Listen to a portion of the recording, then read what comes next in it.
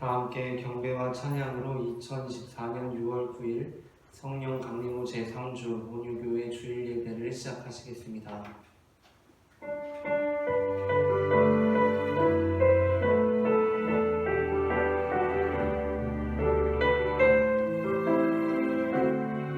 하나님의 사랑을 사모하는 자 찬양합니다. 하나님의 사랑을 사모한다.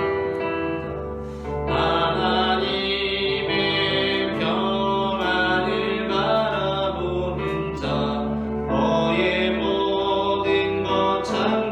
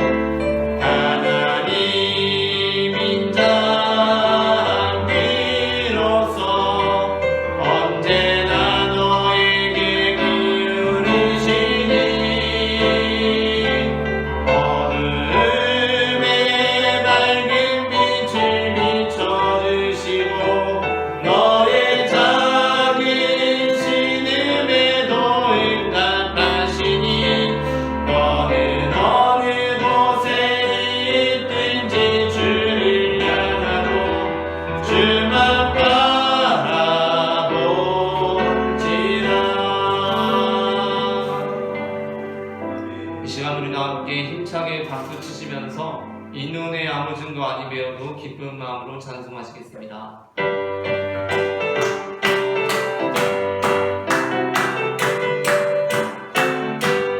이 눈에 아무 증거 아니 배워도 믿음만을 가지고서 늘 걸으며 이 귀에 아무 소리 아니 들려도 하나님의 약속 위에 서리라. 걸어가세 믿음 위에서 나가세 나가세 의심 버리고 걸어가세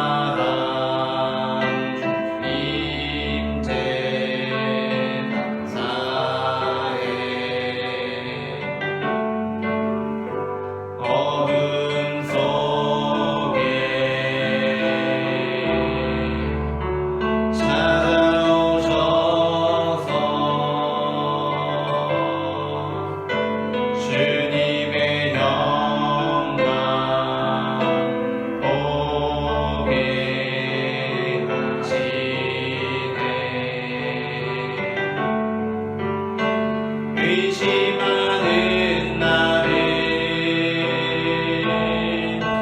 손 내밀어 잡아주시네. 두려운 맘 내려놓고 주 바라봅니다.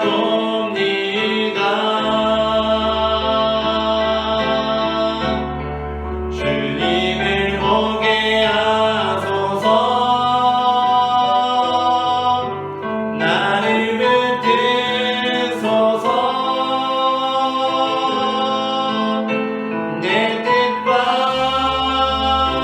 내 생각 내려놓고 주님 앞에 나 엎드려 주의 음성 기다리니 나를 부르실 때 믿음으로 걸어가리. 나의 주님께 찬양드리며 나의 주님께 찬양드리며 그 크신 사랑 주님께 감사해. 어둠 속에 찾아오셔서 주님의 영광 보게 하시네. 의심하는 나를 손 내밀어 잡아주시네. 두려운 맘 내려놓고 주 바라봅니다.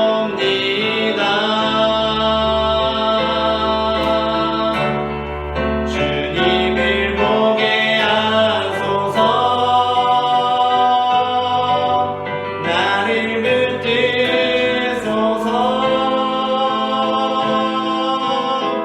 내 뜻과 내 생각 내려놓고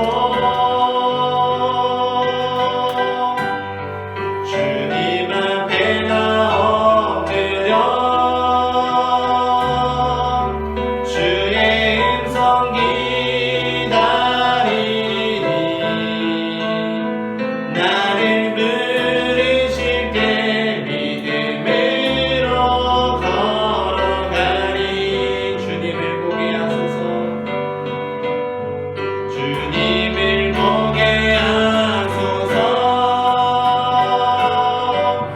나를 붙드소서. 내 뜻과 내 생각 내려놓고 주님 앞에 나 엎드려 주의 음성 기다리니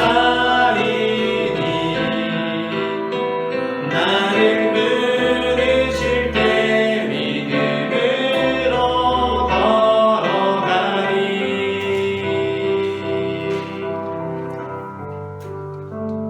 함께 오늘 이곳에 계신 성령님 찬양하시겠습니다.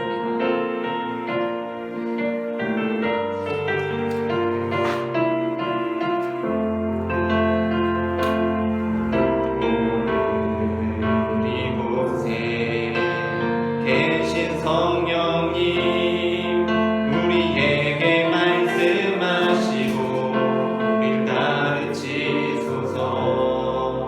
갇힌 우리 맘 열어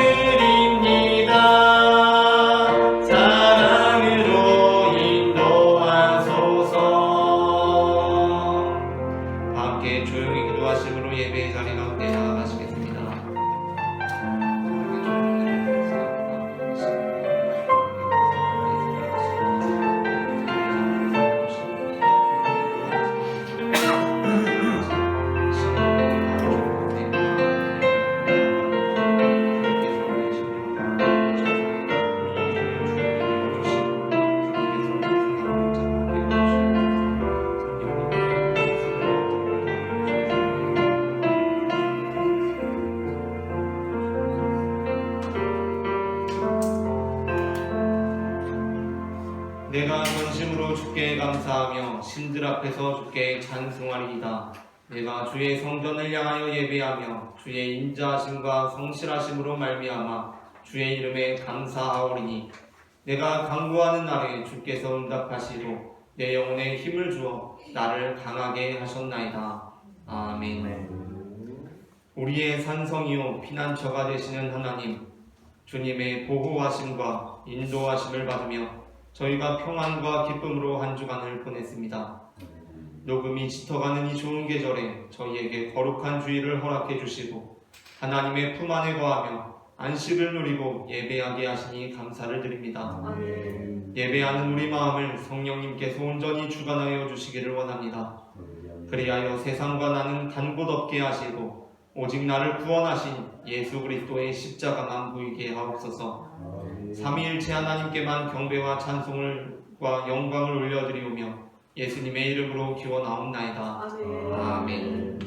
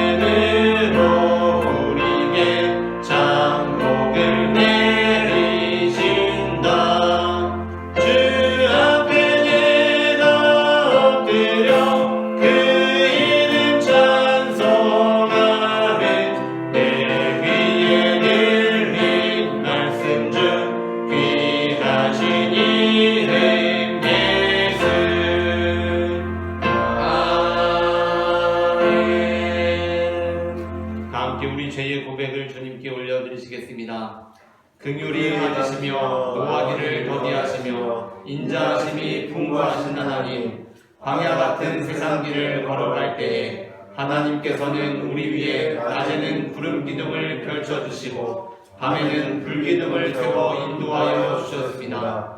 그러나 저희는 하나님께서 베풀어 주시는 은혜가 당연한 것인 줄로만 알아 감사할 줄 몰랐습니다. 저희의 죄를 용서해 주옵소서. 예수님의 이름으로 이 고백의 기도를 드립니다. 아멘. 이 시간 우리의 죄를 사하시는 주님의 용서의 말씀을 받으시겠습니다. 하나님이 그들이 행한 것, 곧 그 악한 길에서 돌이켜 떠난 것을 보시고 하나님의 뜻을 돌이키사 그들에게 내리리라고 말씀하신 재앙을 내리지 아니하시니라. 아멘. 다 함께 교독문 15권 시편 27편을 교독하시겠습니다. 여호와는 나의 빛이요 나의 구원이시니 내가 누구를 두려워하리요. 여호와는 내 생명의 능력이시니 내가 누구를 무서워하리요. 악인들이 내 살을 먹으려고 내게로 왔으나 나의 대적들 나의 원수들이 그들은 실족하여 넘어졌도다. 군대가 나를 대적하여 친칠지라도 내 마음이 두렵지 아니하며 전쟁이 일어나 나를 치려할지라도 나는 여전히 태어나리로다. 내가 여호와께 바라는 한 가지 일 그것을 구하리니 곧 내가 내 평생에 여호와의 집에 살면서 여호와의 아름다움을 바라보며 그의 성전에서 사모하는 그것이라. 여호와께서 환난 날에 나를 그의 초막 속에 비밀히 지키시고 그의 장막 은밀한 곳에 나를 숨기시며 높은 바위 위에 두시리로다. 이제 내 머리가 나를 둘러싼 내 원수 위에 들리리니 내가 그의 장막에서 즐거운 제사를 드리겠고 노래하며 여호와를 찬송하리로다. 아멘. 함께 사도신경으로 우리의 신앙을 고백하시겠습니다.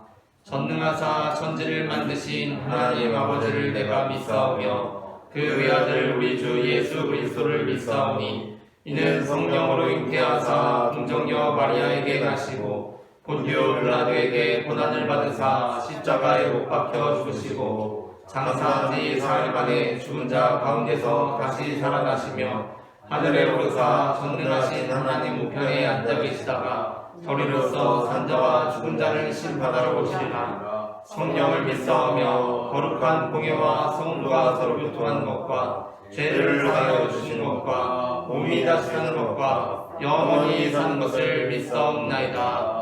아멘.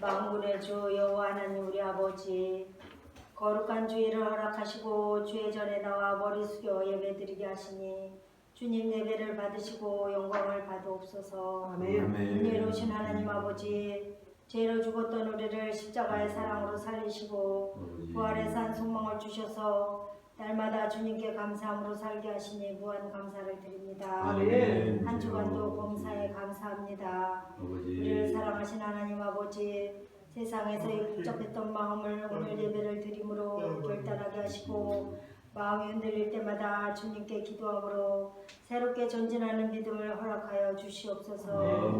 아무리 바빠도 하루 10분만이라도 나를 사랑하사 나를 위하여 자기 몸을 버리신 주님 앞으로 다가가게 해 주시옵소서. 세상이 아무리 험하고 힘들어도 다시 한번 일어날 수 있는 힘을 주옵시고 십자가에서 흘러내린 하나님의 사랑으로 우리를 일으켜 세워 주시옵소서. 내 작은 마음이 놀라운 사랑의 마음으로 바뀌게 도와주시옵소서. 믿음의 눈으로 십자가를 바라보게 하시고 세상을 이기는 능력이 솟아나게 하여 주시옵소서.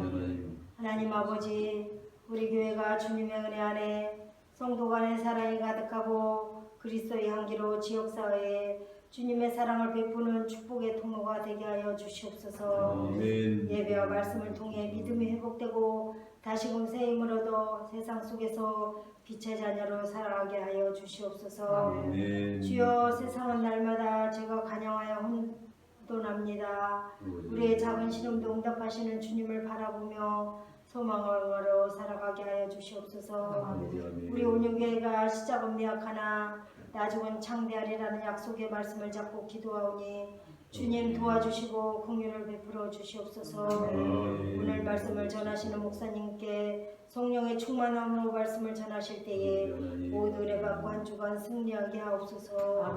우리를 죄에서 구속하시고 부활하신 예수님의 이름으로 기도드렸습니다. 아멘.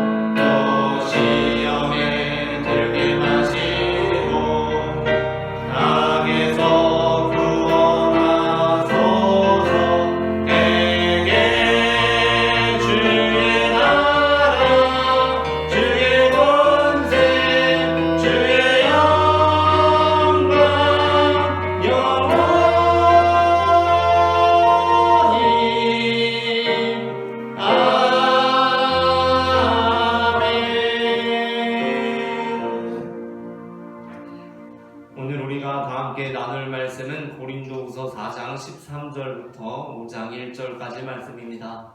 본문을 제가 한 절, 여러분이 한 절 교독하겠습니다.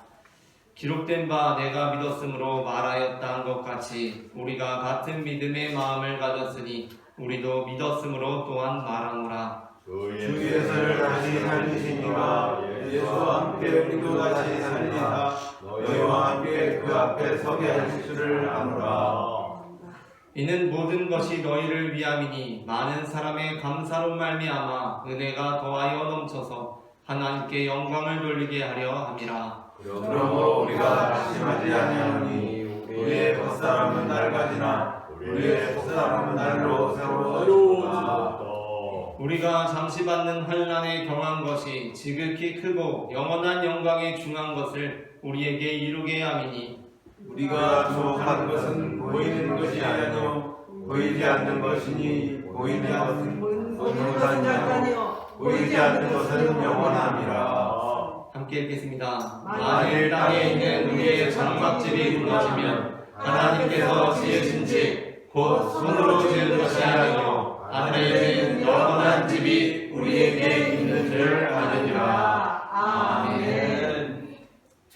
우리들의 인생은 여러 가지로 비유되곤 하지만 그 중에 하나로 우리의 인생이 마라톤에 비유되기도 합니다. 그렇다면 우리들의 인생이 마라톤과 같다는 것은 어떠한 면에서 우리들의 인생이 마라톤과 비슷하다는 것입니까? 그것은 첫째, 우리들의 인생이 마라톤과 같이 장거리 경주라는 것을 의미합니다. 마라톤은 육상 경기 중에 가장 긴 거리를 달립니다. 그렇기 때문에 다른 어떠한 경기보다도 페이스 조절이라는 것이 대단히 중요합니다. 우리의 인생 역시 그러하다는 것입니다. 어떠한 사람들은 우리들의 인생에서 단시간에 어떠한 승부를 보려고 조급하게 행동하곤 합니다. 그러나 그렇게 될 때 얻게 되는 것이 무엇입니까? 잠깐은 다른 사람들을 앞질러 갈 수 있을지 모릅니다. 아직 20km가 남아있는데 지금 여기서 2km 정도 내가 전력 질주를 하면 다른 모든 경쟁자들을 제치고 앞서 나갈 수 있습니다. 그러나 그렇게 해서 어떻게 되는 결과가 무엇입니까? 결국에는 그 페이스 조절에 실패를 해서 그 이후에 다른 선수들에게 다 추월을 당하고 내 경기를 못하는 것입니다. 그리고 둘째, 우리들의 인생이 마라톤과 같다는 것은 우리들의 인생이 마라톤과 같이 단 한 번 치러진다는 것을 의미합니다. 물론 마라톤 선수들은 인생을 살아가면서 마라톤을 딱 한 번 뛰지는 않습니다. 여러 차례 뜁니다. 그리고 그 결과가 더 상위 대회에 참가할 수 있는 자격이 됩니다. 그러나 마라톤은 엄청난 장거리 경기이기 때문에 올림픽에서 다른 육상 종목, 단거리 육상 경기와 달리 단 한 번으로 승부가 결정된다는 특징을 갖습니다. 그 외에 단거리, 중장거리 종목들은 예선이라는 것을 거칩니다.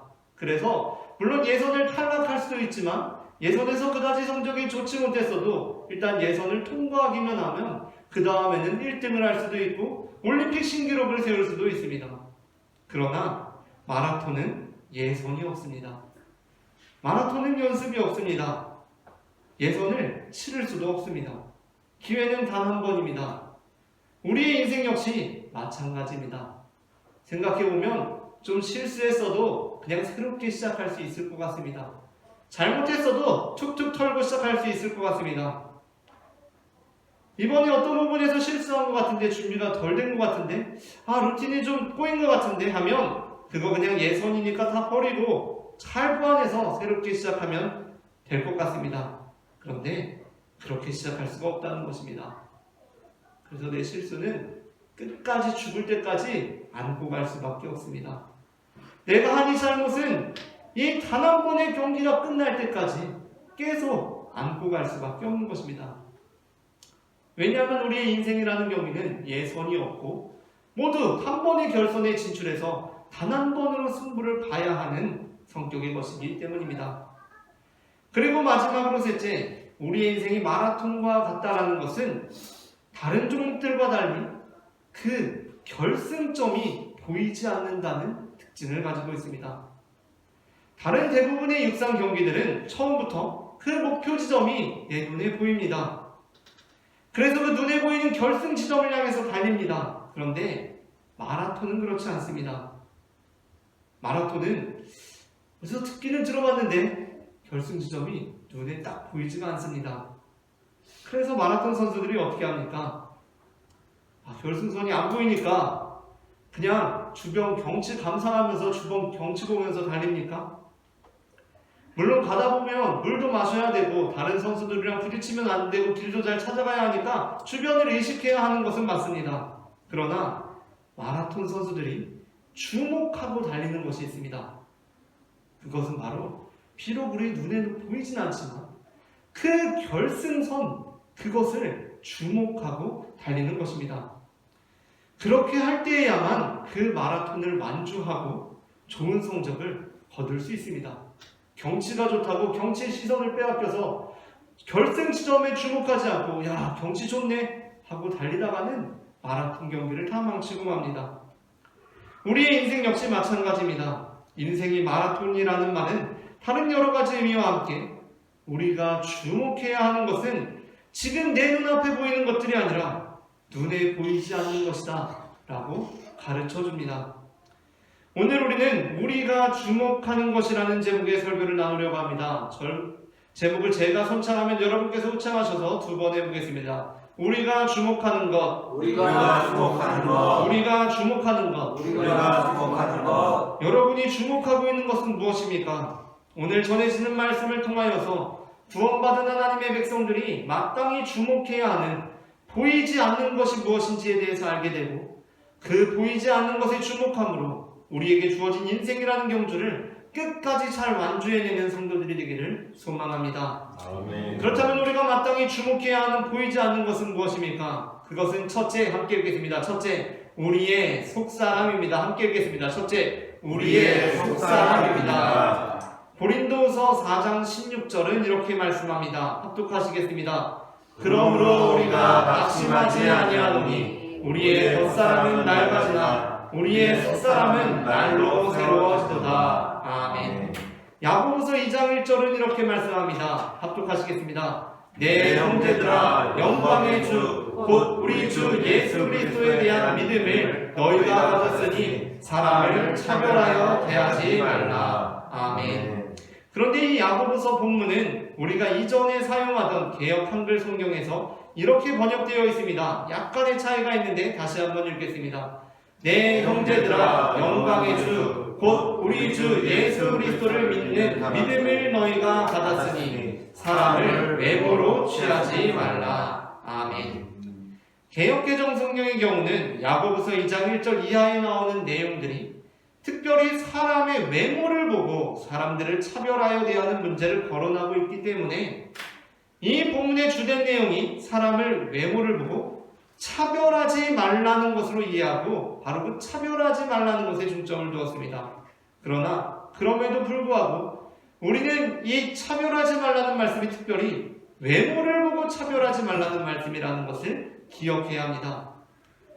우리는 외모를 보고 사람을 판단하고 차별해서는 안 됩니다. 그 이유가 무엇입니까? 하나님께서는 우리의 외모를 보지 않으시기 때문입니다.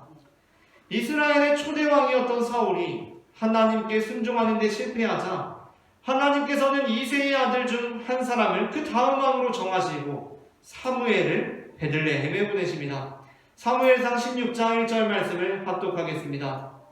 여호와께서 사무엘에게 이르시되 내가 이미 사울을 버려 이스라엘 왕이 되지 못하게 하였거늘 내가 그를 위하여 언제까지 슬퍼하겠느냐. 너는 꿀에 기름을 채워가지고 가라.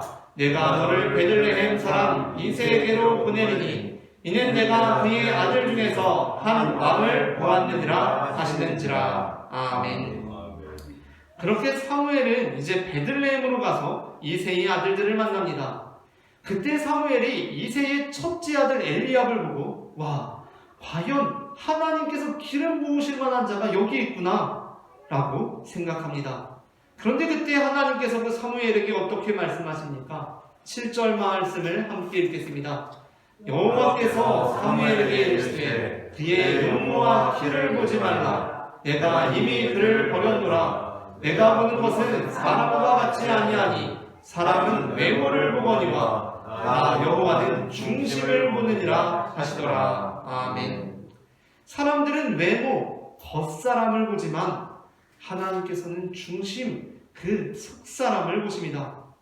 그렇게 우리 하나님을 믿는 사람들 역시 우리의 외모보다도 중심을 보는 사람들이 되어야 합니다. 우리가 살아가면서 많이 범하는 실수 가운데 하나는 다른 사람들의 외모를 보는 것입니다. 예를 들어서 우리가 어떤 사이클 대회에 참가하게 되었다고 생각해 봅시다. 그러면 우리는 그냥 평범한 추리닝 입고 운동화 신고 대회에 참가한 사람보다도 뭔가 착 달라붙는 그 사이클복을 입고 헬멧에다 선글라스까지 끼고 신발도 막 특수 제작된 그런 사이클 신발을 신고 참가한 사람을 보게 될 때 저 사람은 진짜 잘하겠다 라고 자연스럽게 생각하게 됩니다. 그러나 의외로 경기를 하게 되었을 때 오히려 평범한 추리닝을 입고 나온 사람이 상당히 실력자이고 온갖 장비를 갖추고 참가한 사람이 입문자였던 것이 드러날 때도 있습니다. 그러니까 물론 운동을 제대로 하기 위해서는 장비도 중요하지만 그보다 더 중요한 것은 그 사람의 실력이라는 것입니다. 겉사람이 중요한 것이 아니라 속사람이 중요한 것입니다. 그래서 베드로는 초대교회 당시 믿음의 아내들에게 이렇게 권면합니다. 베드로전서 3장 3절부터 4절 말씀을 합독하겠습니다. 너희의 단장은 머리를 꾸미고 금을 차고 아름다운 옷을 입는 외모로 하지 말고 오직 마음에 숨은 사람을 온유하고 안정된 심령에 썩지 아니할 것으로 하라. 이는 하나님 앞에 값진 것이니라. 아멘. 초대교회 당시에 믿음의 아내들은 어떻게 하면 지금 내 남편, 이 믿지 않는 사람을 어떻게 하면 전도할 수 있을까 고민에 빠졌습니다. 그러면 우리가 생각할 때 좀 외모를 잘 꾸미고 아름답게 하면, 그래서 남편을 잘 살살 꼬시면 복음으로 인도할 수 있을 것 같습니다. 이것이 바로 초대교회 당시에 베드로가 지금 말씀을 전하고 있는 그 공동체에 사람들이 가지고 있던 생각이었습니다. 이러한 주장이 터무니없는 소리처럼 들리는 것이 아니라 오히려 상당히 설득력 있어 보입니다. 좀 아름답게 꾸며서 설득하면 복음을 받아들일 것 같습니다. 그런데 베드로는 그러한 생각들에 대해서 야단을 치면서 이렇게 말씀합니다. 너희의 단장은 머리를 꾸미고 금을 차고 아름다운 옷을 입는 외모로 하지 말고 오직 마음에 숨은 사람을 온유하고 안정한 심령에 썩지 아니할 것으로 알아. 이는 하나님 앞에 값진 것이니라. 아멘. 실제로 그런 이야기를 들은 적이 있습니다. 이단이나 사이비 종교들에서는 아름다운 여성들을 전도자로 세움으로써 문 남성들을 전도하는 효과를 보려고 하기도 합니다. 물론 그리스도인들 중에는 젊을 때 멋있는 교회 오빠, 아름다운 교회 누나를 보고 교회 다니고 또 그렇게 신앙이 성장해서 신실한 그리스도인이 된 사람들도 적지 않게 있습니다. 그러나 그렇다고 해서 교회가 사람의 외모를 내세워 전도하는 것이 되어서는 안 됩니다. 그렇게 될 때 교회는 천박해지고 그 전하는 복음 역시 오해되고 마는 것입니다. 우리는 하나님께서 우리의 속사람을 보셨듯이 우리의 속사람에 주목해야 합니다. 그래서 속사람을 단장해야 합니다. 사이클을 잘 타기 위해서는 장비도 사야겠지만 그보다 실력을 쌓기 위해 노력해야 합니다. 배우자를 전도하기 위해서 아무리 생각해도 내가 좀 예쁘게 하면 남편이 교회 올 것 같지만 성경이 우리에게 가르쳐주고 있는 것은 외모를 단장하려고 하지 말고 네 속사람을 단장하라 라고 말씀하고 있다는 것입니다. 다음으로 둘째, 우리가 주목하는 보이지 않는 것은 무엇인가? 둘째 함께 읽겠습니다. 둘째, 영원한 영광입니다. 고린도후서 4장 17절부터 18절은 이렇게 말씀합니다. 합독하겠습니다. 우리가 잠시 받는 환난에 경한 것이 지극히 크고 영원한 영광에 중한 것을 우리에게 이르게 합니다. 우리가 주목하는 것은 보이는 것이 아니요 보이지 않는 것이니 보이는 것은 잠깐이요 보이지 않는 것은 영원하니라. 아멘. 사실 우리가 환난이라는 것을 당하게 될 때 그 환난이 결코 가볍게 여겨지지는 않을 것입니다. 아주 중대하고 무겁게 느껴질 것입니다. 그러나 본문은 왜 그런지 환난이 가벼운 것이라고 말씀합니다. 환난이 경한 것이라고 말씀합니다. 아주 중대한 문제로 여겨지는데 환난이 가벼운 것이라고 합니다. 왜 그렇습니까? 그 환난을 영광에 비교하고 있기에 환난은 아무리 중대한 것이더라도 가벼운 것이 되고 맙니다. 그렇다면 우리에게 우리의 삶 속에서 환난이 여전히 중대하게 여겨지는 이유는 무엇이겠습니까? 우리가 이 환난을 가볍게 만들 중대한 영광을 주목하는데 실패하고 있기 때문입니다. 아이들이 부모와 함께 놀이터에 가게 되면 재미있어 하는 것 중에 하나가 아무 힘도 들이지 않고 시소를 탈 수 있다는 것입니다. 아이들은 아무 힘도 들이지 않고 부모님과 어른과 함께 놀이터에 가면 아무 힘도 들이지 않고 시소를 탈 수 있습니다. 즐겁게 올라갔다 내려갔다 합니다. 심지어 어떤 아빠들은 막 힘있게 엉덩방아를 찧어서 아이가 시소로부터 막 상당히 튀어오르기도 합니다. 그럼 또 아이들이 막 좋아하니까 계속합니다. 그러나 그렇게 맞은편에서 내 몸무게를 가볍게 만들어주는 아빠가 없이 혼자 시소 타는 것을 재미있어 하는 아이는 아무도 없습니다. 시소는 나보다 무게가 엄청 많이 나가는 어른이나 엄마 아빠가 같이 타주면 그때 재밌는 것입니다. 그렇게 맞은편에서 내 무게를 가볍게 만들어주는 사람이 없이 혼자 시소를 타는 것은 너무나 힘듭니다. 혼자 시소 타는 아이를 생각해 봅시다. 일단 아빠가 함께 타줄 때처럼 높이 올라갈 수 없는 것은 당연하고 그냥 서너 번, 고작 발목 정도 점프 몇 번 뛰다가 힘들어합니다. 괴로워합니다. 우리는 지금 왜 이렇게 환난이 무겁게 느껴지는 것입니까? 이전엔 그렇지 않았는데 왜 이 내 몸무게가, 왜 이 내 몸이 들어올려지지 않는 것입니까? 왜 내 무게가 고스란히 내 무릎에 전달되는 것입니까? 우리의 환난의 무게를 경하게 가볍게 만들어줄 영광을 주목하는데 실패하고 있기 때문 아닙니까? 열왕기하 6장은 이스라엘에 대한 아람의 공격에 관한 내용을 우리에게 전해주고 있습니다. 그곳에서 엘리야의 사환 게하시는 이스라엘이 이제 아람의 공격을 받게 되자 두려워하는 사람으로 등장합니다. 열왕기하 6장 15절 말씀을 합독하겠습니다. 하나님의 사람의 사환이 일찍이 일어나서 나가보니 군사와 말과 병거가 성읍을 에워쌌는지라. 그의 사환이 엘리사에게 말하되 내 주여 우리가 어찌하리이까 하니. 아멘. 그러나 그와 달리 엘리사는 아람의 공격 앞에서도 두려워하지 않는 사람으로 등장합니다. 그래서 엘리사는 두려워하는 자신의 사원 게하시에게 이렇게 말씀합니다. 두려워하지 말아라. 우리와 함께한 자가 그들과 함께한 자들과 많으니라. 그리고 엘리사가 그 게하시에게 행한 일이 무엇입니까? 바로 하나님께 기도하여 그의 눈을 열어 환난을 보지 않고 하나님의 영광을 보게 하셨던 것이었습니다. 17절 말씀을 함께 읽겠습니다. 기도하여 이르되 여호와여 원하건대 그의 눈을 열어서 보게 하옵소서 하니 여호와께서 그 청년의 눈을 여심해 그가 보니 불말과 불병거가 산에 가득하여 엘리사를 둘러더라. 아멘. 그리스도인들은 세상의 일들로 낙심하는 사람들이 아닙니다. 그러나 그렇다고 해서 그리스도인들에게 낙심할 만한 일들이 없는 것은 아닙니다. 그리스도인들에게도 낙심할 만한 일들, 두려워할 만한 일들, 걱정되는 일들이 다 있습니다. 그러나 우리는 두려워하지도 낙심하지도 않습니다. 어떻게 그럴 수 있는 것입니까?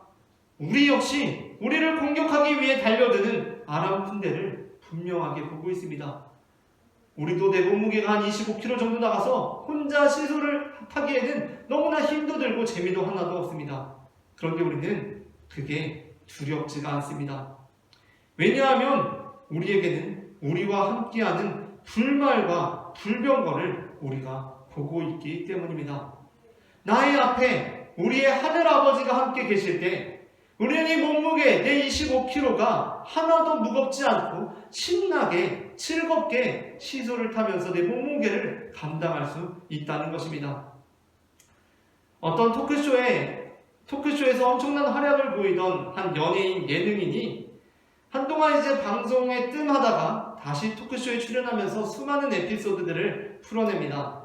그러면서 이제 그 연예인이 하는 이야기가 자신이 한참 전에 토크쇼를 다 돌면서 여러 가지 에피소드들을 막 풀다 보니까 이제는 막 불러주는 것이 너무 많은 것입니다. 방송사마다 다 자기를 불러주는데 몇 바퀴 돌고 나니까 이제 자기가 했던 얘기를 또 할 수도 없고 더 이상 할 얘기가 없더라는 것입니다. 그래서 이렇게는 안 되겠다 하고 잠깐 이제 활동을 중단하고 이제 다른 일들에 도전을 막 해보았다고 합니다. 이제 다시 내가 토크쇼에 나가서 풀 에피소드들을 위해서 일부러 도전들을 해보는 것입니다.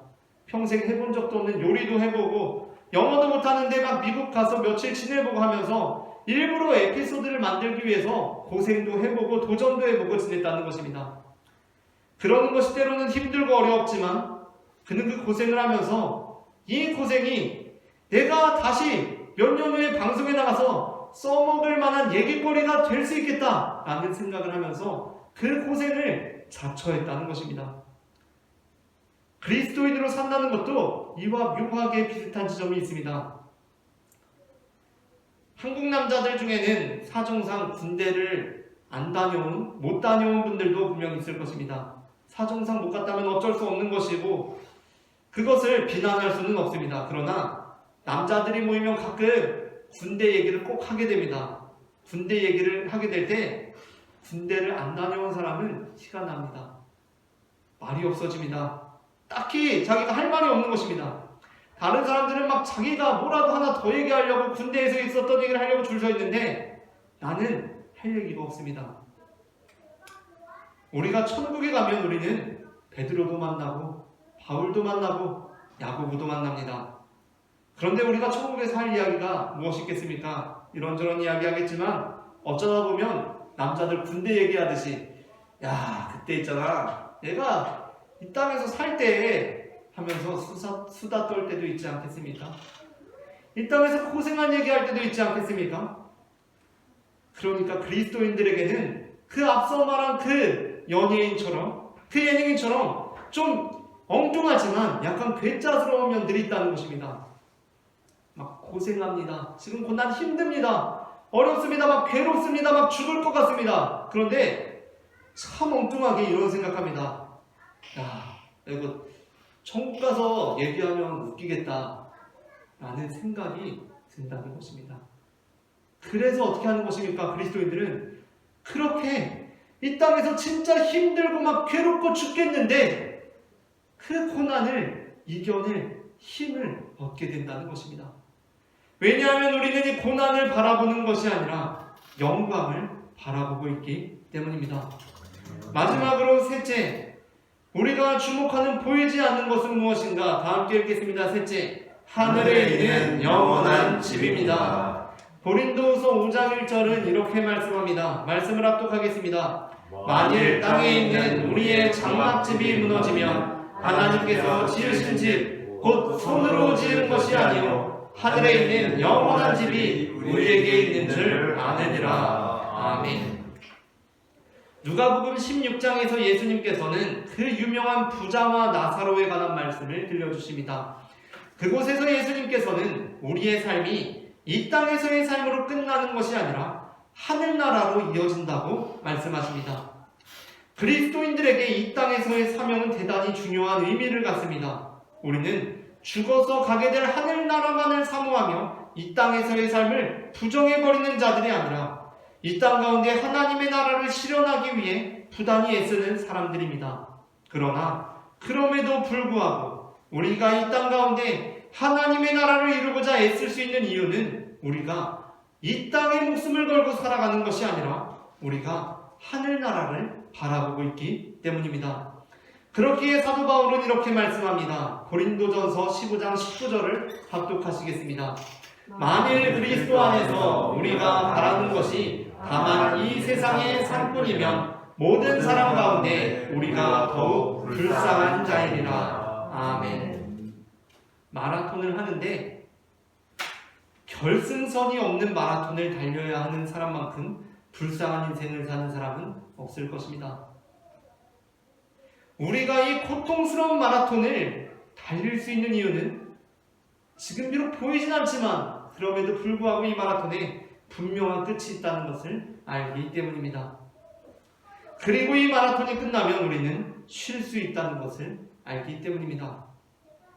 그렇기 때문에 사실 마라토너의 삶은 마라톤 그 자체가 아니라 마라톤을 통해 사는 삶입니다. 마라토너의 삶 역시 그 마라톤 자체의 목적이 있는 것이 아니라 지극히 평범한 우리네 일상에 있다는 것입니다. 우리 삶의 목적도 이 땅에서의 삶, 장막집에서의 삶 자체에 있는 것이 아닙니다. 우리 삶의 목적은 하늘에 있는 영원한 집에 있습니다. 우리는 비록 지금 보이지 않는 것을 주목하려고 희미하게나마 보기 위해 부단히 애쓰며 살아가고 있지만 우리가 주님과 얼굴을 마주하여 보게 되는 날, 우리는 이제 이 땅에서의 모든 수고를 내려놓고 주님과의 사랑 안에서 하늘에 있는 영원한 집에 온전히 거하게 될 것입니다. 아멘. 말씀을 마칩니다. 우리가 주목하는 것은 보이는 것이 아니라 보이지 않는 것, 곧 우리의 겉사람이 아니라 우리의 속사람이며 환난이 아니라 영광이고 또한 이 땅에서의 삶이 아니라 영원한 하늘나라에서의 삶입니다. 우리가 보이는 것들에 우리의 시선을 빼앗기는 것이 아니라 보이지 않는 것들에 주목함으로 우리 외모의 낡아짐과 환난의 중대함과 인생의 무상함 속에서도 낙심하지 않는 삶을 살아가기를 소망합니다. 다 함께 기도하시겠습니다. 사랑의 주님 은혜를 감사합니다. 아멘. 우리에게 이 땅에서의 사명을 허락하여 주시고 또한 우리가 주님의 나라를 사모하게 하여 주셔서 그 사명 능히 감당케 하시니 은혜를 감사합니다. 아멘.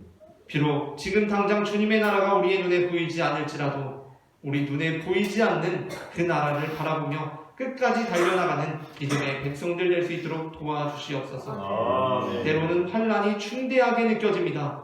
그러나 우리가 그 크신 주님의 영광을 바라보므로 능히 이겨내고 극복해내는 믿음의 자녀들 될 수 있도록 도와주시옵소서. 사랑의 주 예수 그리스도의 이름으로 기도합니다. 아멘. 다 함께 내눈 주의 영광을 보내 모든 열방 주볼 때까지 찬송하시면서 봉헌하시겠습니다.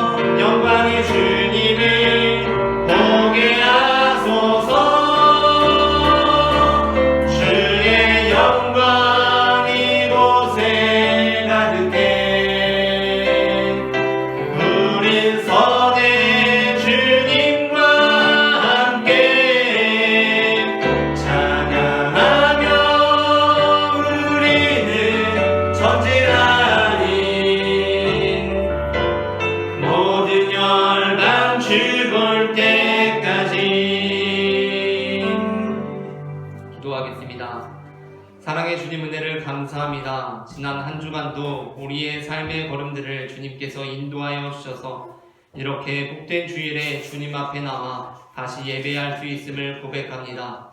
우리 받은 모든 것 주님께서 주신 것이니 우리가 그 모든 것들을 선용하여 이 땅 가운데 하나님의 나라를 이루는 믿음의 백성들 될 수 있도록 인도하여 주시옵소서. 시작되는 한 주간도 주님께 맡겨드립니다. 이 시간 주님 앞에 예물드린 손길들을 기억하여 주시고 주님의 한량없는 축복을 우리의 삶 가운데 내려주시사 우리의 잔에 차고도 넘치는 주님의 그 은혜가 우리의 가족들에게, 동료들에게, 이웃들에게, 친구들에게 흘러갈 수 있도록 역사하여 주시옵소서. 사랑의 주 예수 그리스도의 이름으로 기도합니다. 아멘. 이 시간에는 우리에게 생명을 주시는 주님의 몸과 피를 받으시겠습니다.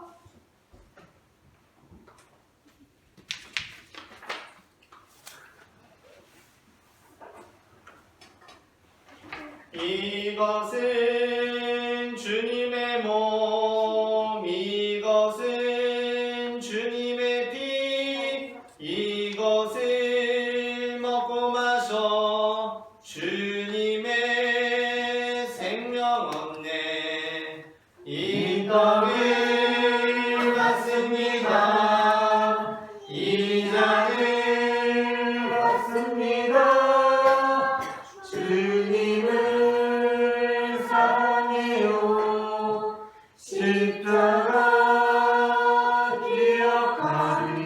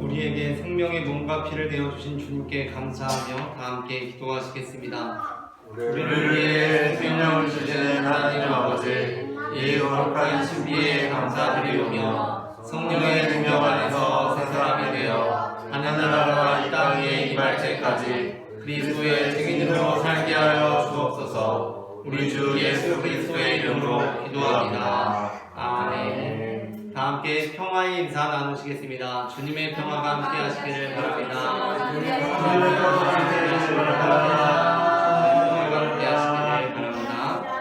교회 소식을 전합니다. 오늘 주일 예배 후에 임원회의가 있습니다. 다 함께 일어나셔서 찬송가 620장 여기에 모인 우리 1절 찬송하시겠습니다.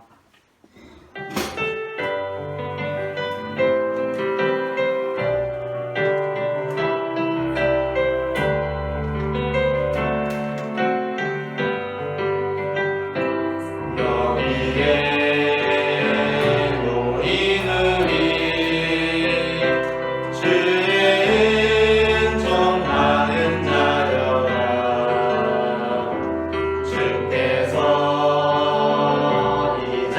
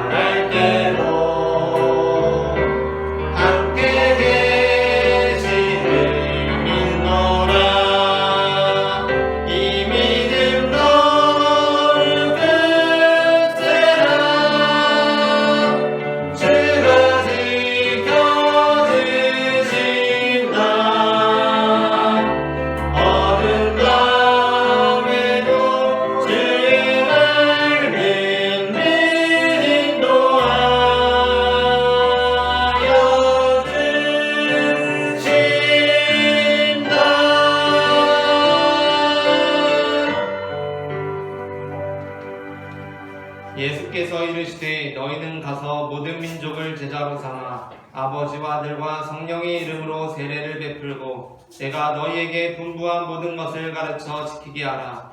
볼지어다 내가 세상 끝날까지 너희와 항상 함께 있으리라. 아멘. 이제는 우리 주 예수 그리스도의 은혜와 하나님 아버지의 사랑과 성령님의 인도하심이 우리 눈에 보이는 것들이 아니라 우리 눈에 보이지 않는 것들에 주목함으로 하나님께서 우리에게 맡기신 사명을 끝까지 완주하기를 소망하는 모든 성도들의 삶 가운데 지금부터 영원토록 함께 하시기를 간절히 축원하옵나이다. 아멘.